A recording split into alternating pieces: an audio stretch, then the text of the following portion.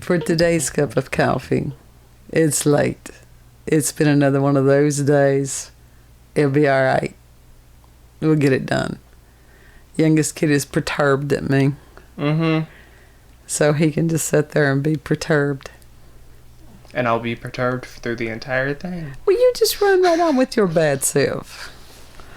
If you want to be petty, you can be petty. I can be petty. I can be the king of petty. Well, you roll with it, baby. You just roll with it. Anyhow, we had alluded to something in the previous cup of coffee, which was animals being used by, I don't know if you want it, the alphabet agencies, military. Sometimes those bleed over into each other. The cat just decided to bump right into the mic. Absolutely, because it is going to continue. The weird will continue. There, it's better. All right, we have this from forces.net. Dolphins in defense, how marine mammals are used by the military. They blew them up? Sometimes. Yeah. All right, it says that the U.S. Navy began working with bottlenose dolphins and California sea lions in 1960 to help with mine detection and the design of new submarines and underwater weapons. Tests have been undertaken with more than 19 species of marine mammals, including some sharks and birds. Well, those are not marine mammals. No. To determine which would be most suited to work, to the work needed to be done. I mean, there are theories that, like, some, like the pigeons. Oh, yeah, the pigeons. They use the pigeons. Pigeons are robots or have cameras implanted in them or whatever. That doesn't surprise me. That was before the days of drones. Mm. And then there's... Yeah, the pigeons are drones. Then you've got the nanotech with insects and stuff. I don't know. I mean, it's craziness. Anyhow, in the end, it was the dolphins' highly evolved biosonar, which made them helpful for finding underwater mines, and the sea lions' impeccable underwater vision, which made them able to detect enemy swimmers. Those are the ones that decided that they could be most useful. Yes. And then during the Cold War, the Soviet Navy was observed having military dolphin training, of course, in the Soviet and post-Soviet eras. And the mammals were part of a broader Cold War arms race between the U.S. and the USSR.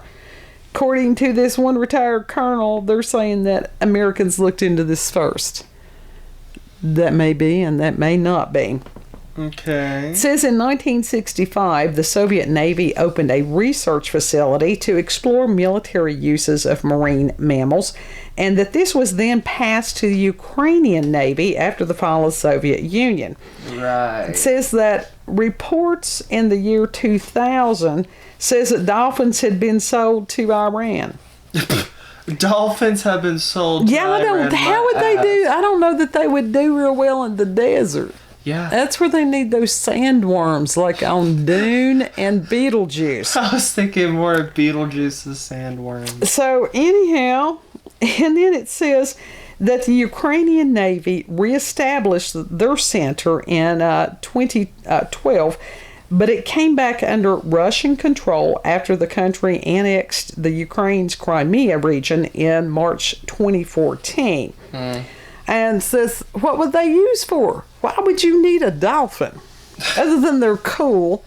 It says dolphins. I like dolphins. During the Cold War, dolphins were used to spot suspicious objects or individuals near harbors and ships, as well as detecting submarines or underwater mines. Soviet combat dolphins were trained to plant explosives on enemy vessels and could detect abandoned torpedoes and sunken ships in the Black Sea. Okay, but how did the dolphins not end up, like, blowing themselves up with the bombs? I'm getting to that. The U.S. Navy spent $14 million in 2007 on marine mammal research and training programs. Military dolphins continue to be used to locate underwater mines, as well as for object recovery and the rescue of lost naval swimmers. Due to the secrecy surrounding the use of dolphins in the military, there are also a number of rumors of different uses. And it's been claimed that military dolphins have been trained to lay underwater mines, locate enemy fighters, or even to seek and destroy submarines using kamikaze methods. Okay, yeah. Anyhow, we'll go with that. It says it's also been speculated that dolphins have been used to carry poison darts and sonar jamming devices with the potential for combat between different countries' marine mammals. Right, okay. I don't know. Maybe they gave them... We'll go with that. Maybe they gave them little bayonets or something like that. Totally. Bayonetta. Yeah. Guns on each flipper. Yeah. The U.S. Navy, for its part, denies having ever trained its marine mammals to injure humans or to carry weapons capable of destroying ships. Of course it did. Right. We love that. It says it is known to have used them in both Gulf Wars, while sea lions were deployed in Bahrain in 2003 to support Operation Enduring Freedom after the September 11 attacks. Coast. I didn't say any of this shit made sense. But when I was a they kid, were smoking crack. Someone yeah, needs to I take think their a lot of pipe these. away. Well, remember the LSD experiments, so I think that some of these came from that. Y'all good over there? When I was a kid, they had a show that was called Flipper. Mm-hmm. And it's like everybody loved Flipper, and Jacques Cousteau. Everybody loved Jacques Cousteau. Free Willy, except it was a whale. Yes. So I don't know. I could see Flipper blowing up something. I would hate to think that somebody had blown up Flipper, but you know, you just never know. Dear God. Anyhow, then we go on. Now this What one. was that movie where the dog died in the end and people cried in theaters? Old Yeller. Yes, that's exactly what they're doing with Flipper. Yeah. God. Anyhow, I don't think anybody movie. cried on that. How cats were used in warfare. I mean, the cats are deadly on their own. What more can you do with them? Right. Well, they went through on the history, and this, of course, will be in the cats are very description box. Creatures. Look at this vicious animal. Yeah, I see him being vicious. This is from a channel called, or a website called World History, and this was from 2017. And they do explain about the Persians using the cats against the Egyptians. I think we made mention on that during when we were talking about cats and black cats during the Halloween season and stuff. We did. Sort of. We did, because the reason that the Persians used them against the Egyptians was that the Egyptians worshipped cats, and the Persians knew that. Things. And so the Egyptians wouldn't fight back. Mm-hmm. And I think they had said that the Persians had put pictures on their shields. Of cats? Yeah. Oh, it says that they actually captured several cats and used them as shields. That's horrible. Yeah, well. In Postal 2, guess what was guess what one of the add-ons you could do with one of the guns in Postal? Use a cat? You use the cat. You stick the barrel of the gun up the cat's ass and use it as a silencer. That's horrible. Yeah, that is horrible. Anyhow, kitty silencer. In the 16th century in Germany, Kitty gun. They had presented a plan to the Council of 1 and 20 in Strasbourg to use cats to spread poisonous gas among enemy soldiers. Dear God. And it says, How? to turn cats into feline gas bombs, he suggested attaching jars filled with poison gas to the cat's back. And then once the cats were equipped, they would be driven into enemy positions. As the cats ran, the jars would release their poisonous vapors, killing the enemy. Luckily, the plan was never put into use. Good, because that is a stupid plan. Isn't it though? That was like that bunch that was going to put whatever it was there in off of was it the Golden Gate Bridge or whatever it was, the San Francisco where the winds always blow. Yeah. Anyhow, LSD. Remember LSD. Fucking drugs. In World War One, the British Army employed upwards of 500,000 cats as ratters, but also as mobile gas detectors. Sort of like the canary in the coal mine. Yeah. And, of course, because the cats were smaller than soldiers, they would feel the effects of the gas faster, giving the soldiers time to react. So, how did they keep the cats in the trenches, really? How did they keep the cats from dying from the gas first? That's the whole point. The cats died first. And then like before they could even get to the enemy. Oh, who knows? Who knows? And it says there are no records regarding how many cats survived their time in the military. I can tell you, none. That's exactly right. And then they're saying that cats Cat lives matter. Yes, they do. That cats have their own built-in bomb detectors. And they don't know whether they're simply attuned to changes in atmospheric pressure or that sixth sense, but some cats are particularly good at knowing when a bomb is about to hit. It's vibrations. They can hear it and they can feel vibrations. Yeah, I'm sure you're absolutely right. It says during World War II, families soon learned to follow their cats into bomb or air raid shelters, which saved many lives. And among the most famous cats was apparently one named Bomber.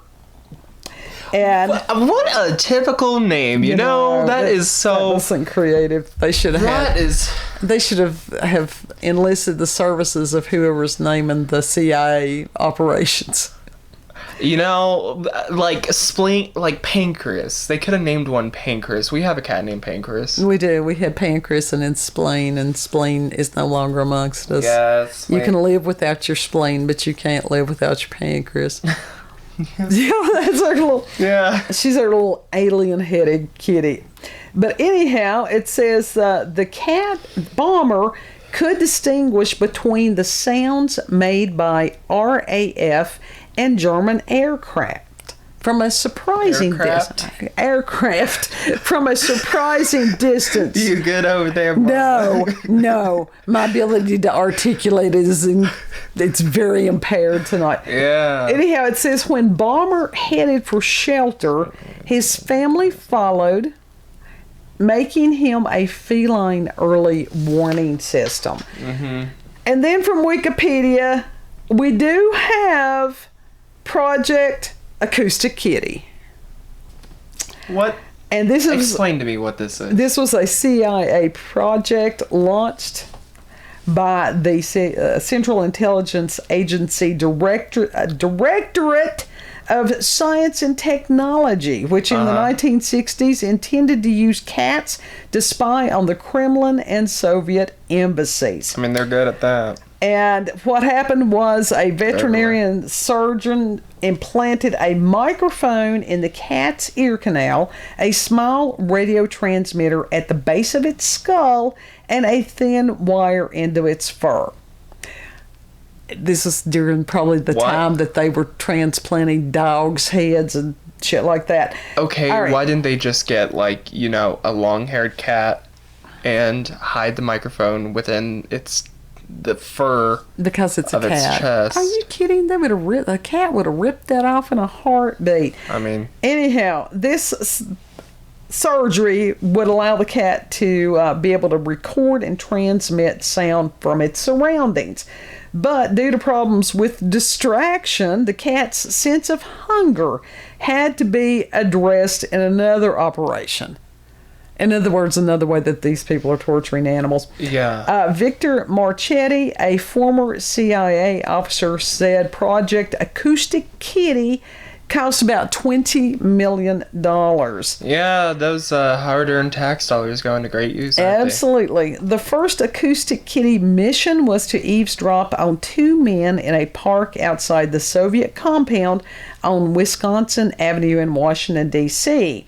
The cat was released nearby, but it was hit and allegedly killed by a taxi almost immediately. Right. However, Totally. this was disputed in 2013 by Robert Wallace, a former director of the CIA's Office of Technical Service, who said that the project was abandoned due to the difficulty of training the cat to behave as required, and the equipment was taken out of the cat. The cat was resewn for a second time and lived a long and happy life afterwards. Bullshit. No, they executed that cat. Sure they did. Subsequent tests also failed. So that means they did it to other cats. Mm-hmm. Shortly thereafter, the project was considered a failure and declared to be a total loss. However, other accounts report more success for the project. And it supposedly was canceled in 1967.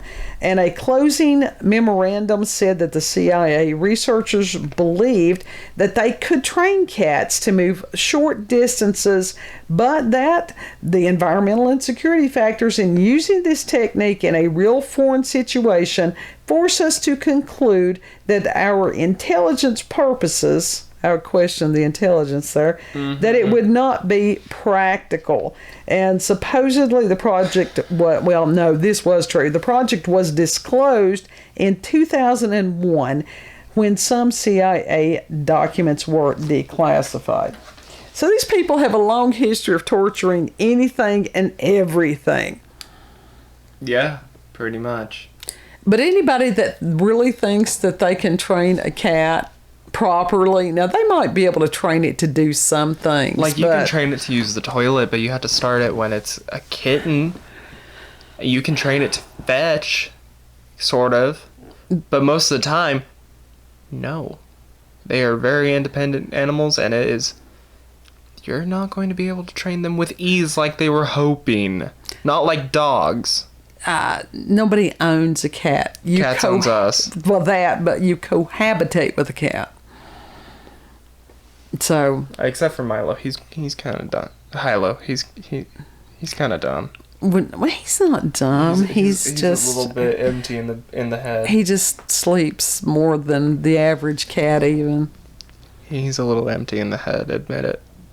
But now he looks at us like we're on crack. Yet he's the one that is obviously. This research, I thoroughly believe, was probably created by somebody who had been a subject for MK Ultra. Yeah. Let's see how many years of dropping acid and then giving someone, a plan of action. Let's see how that works. Mm-hmm. So, anyhow, that was one of the shorter ones, but since we had alluded to it, went ahead and did that one. Yeah. Like I said, anybody that thinks they can train a cat. We may or may not include a clip of Hilo in the end of this, so stay tuned. God love him. Let him sleep. Let him sleep. He's a little empty-headed. You can't. He is not. He's looking at you very evilly. He's tired. He is. I think he's had we a all hard are. day of sleeping. I think I think we all have. Anyhow, he's upset because I won't put him up in my bed right now. It's all right. He'll get over himself. If you've had experiences with the paranormal, supernatural encounters, UFOs, aliens, cryptids, any attempt to try to train a cat, if you've got local, regional, family myths, legends, experiences with substances or not, because you can have some interesting, those people like the ayahuasca and the DMT and all that stuff, mushrooms. Mushrooms. I've heard people have some interesting experiences with that. Oh yeah, so the people who use shrooms, they say it's almost like a, I don't know, it's in the same category almost as weed because it is a plant. I don't want to ingest anything that grows in shit. Like weed is already a psychedelic, but it doesn't give you the things that shrooms do. It doesn't make you see the things that shrooms do. Well, they are experimenting as far as the psilocybin that comes from it in treatment for different mental health conditions. Mm-hmm. I don't know. It looks like if somebody was on the fringe and they did some of these things, that could just tip them over. Well, that's one of the people who... So anyhow, there's a difference. There's a difference on that stuff. Like, no judgment on that. No judgment. Like if you use shrooms, go ahead. If they work for you, hey. I mean, if you've had whatever that you've seen or experienced during that, send us an email, cupofcoffeewithscream@gmail.com. Yeah, training cats. Don't forget to like, share, and most of all, comment and subscribe. We'll see you on the next cup. Bye.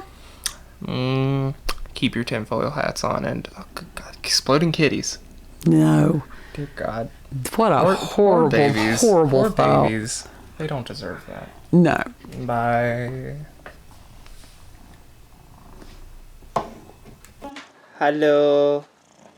Hello, bear. What was that leg doing? Hello? No. Y'all don't get the foot for free. Say bye, Hilo.